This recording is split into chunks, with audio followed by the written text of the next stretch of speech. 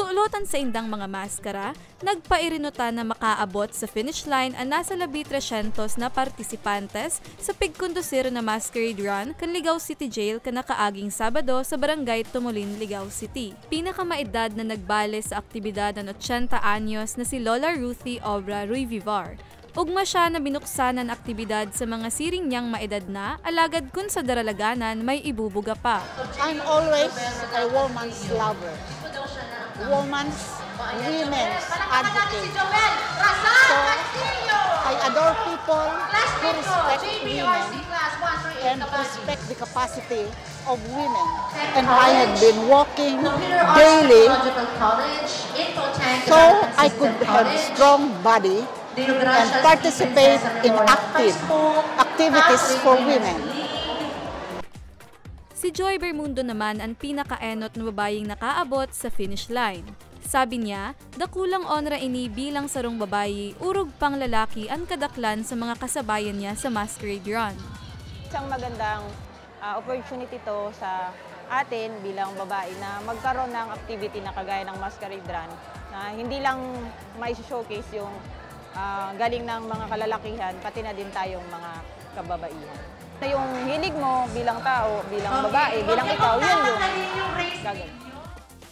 Sigun kay Jail Officer 2 Janice Bonto ang Community Relations Service Officer kan Ligaw City Jail, iniyan pinakaprimerong pagkakataon na nagkondusir sindanin masquerade run para sa Women's Month celebration ngunya na bulan. Napaagi man kan sa indang fasilidad sa pagrekognisar sa resiliency kan kababaihan o ang pagiging pusog kan kababaihan urog na sa pag-atubang sa anuman na agyat kan buhay.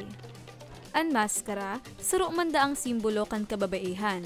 Alagad sa aktibidad, maski ang mga kalalakihan nagsulot man kaini bilang pagrekognisar asin pagtaong importansya sa kababaihan. Kasi ibig sabihin, kahit yung activity namin is nakapokus sa babae dahil Women's Month nga, pero maraming lalaki ang sumuporta. Ibig sabihin, talagang nire-recognize ng mga babae na ng mga lalaki na ang mga babae hindi na tulad ng dati na parang left behind sa bahay lang gano'n. So kaya nang makipagsabayan ng mga babae sa mga lalaki.